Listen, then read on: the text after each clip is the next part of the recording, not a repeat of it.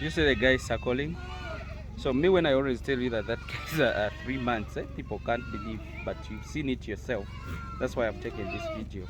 I want you to see it, that the guy circling is almost the same size like the mother, and this guy is only 3 months and the mother is many years.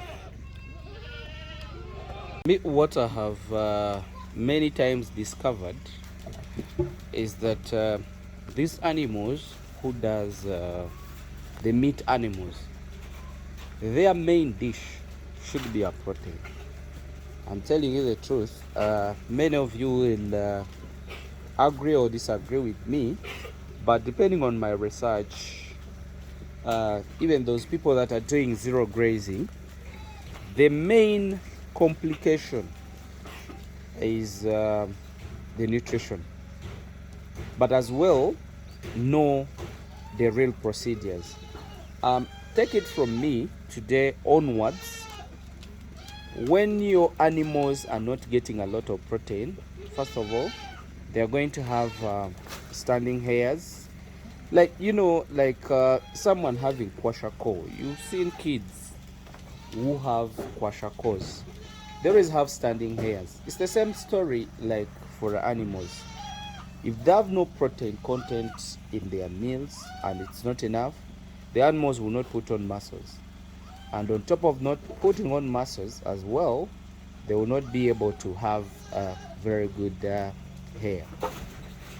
But I want you to remember this. If you're feeding your animals on the grasses, what do I mean by grasses? Those are the feeds that grow and stay at the lower end of the grass, those that don't even go beyond a meter. Goats in nature, they are protein consumers. That's why they are meant to be browsers, because they always chop the acacias. Those acacias, those fodder trees that you see which raise up, they have a lot of protein content, and in one thing or the other, they also really help us to prevent a number of things, like worms, worm exposure. If you have a lot of worms in your farm and your animals are really feeding on ground, and actually what I have to tell you is that a person having the lower grass, their animals cannot look the same like those who have the browsing grasses, like those fodder trees. Like a person having let me talk about the western Uganda, that those people who do what they call carpet bombing. People does carpet bombing. They clear all the fodder trees, they clear all the upper pastures, and they only stay with lower grasses. You are eliminating yourself from being with two projects doing perfectly. Having goats and as well having cattle. But if you do carpet bombing and you remove all the shrubs and you stay with only the grass, goats will not perform very well there, unless you'll plant grasses like alfalfa, which has a lot of protein content. And two, if you want them to perform really better, this is my advice: you let your animals be dewormed every after 2 months. Why? Because they are living in an exposure of worms all throughout. Because they are feeding on ground. They are not meant to feed on ground, because there is a lot of worms on ground and it's very hard to find worms on the higher grasses like acacia, like those shrubs that you see in your farm. So my advice would be, in terms of for the sake of nutrition, if you're clearing your land, only remove the weeds that suppresses other grasses, and two, remove the grasses, remove the weeds actually, but don't remove all the shrubs. And most of the shrubs actually allow other grasses to grow in your farm. They do not affect the growth of the grasses.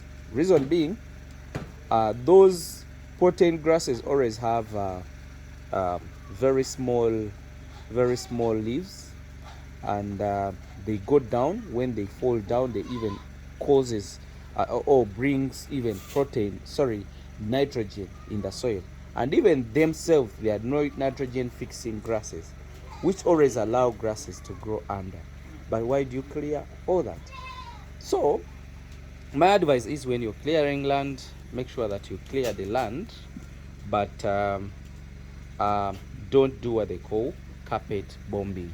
At least clear and leave some grasses in there.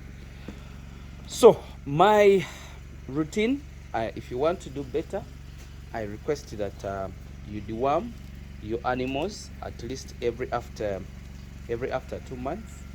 If you have very good shrubs, even if you deworm, let's say once in 3 months, it can as well still do some good work. So that is piece of my advice for you guys. If we want to do performance, we want to do better and better, I want you to think about all this kind of stuff. Look at that guy, he's only 2 months old, but you see, and even this one is 3 months. Those are some of the lots that we've been having. So my dear farmers, if you're doing farming, think about of the proteinous grasses. They'll really do very good work for you. And apart from the proteinous grasses, if you have bigger land and you're managing the bigger land, please also think about of which weeds you're supposed to remove. Then on top of that, some other thing I want you to understand is when you're doing just know which drug am I supposed to use when, and which kind of pastures do I have. That will even tell you which how often you're supposed to deworm and which dewormers you're supposed to deworm using.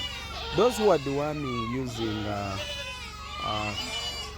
the swampy area guys cannot use the same dewormers like those who are living on a dry spell end. So those things keep changing. I want you to keep understanding this stuff, but you're going to allow me stop here because these guys are really making a lot of noise. They can't allow me to do this. Also learn something here. I told you that goats don't want inside. No one is chasing them, but because they have seen me opening, everybody wants to go out. So this is their nature. So that means if you're forcing them inside, it's going to definitely affect them. Why? Because they are going to start fighting there because they want to come out all the time. Two, they will be affected because a small confined area will accumulate a lot of ammonia that will definitely affect them. So these things, let's learn them logically and make sure that we put them in practice. It will help us as farmers. Thank you very much, and bye.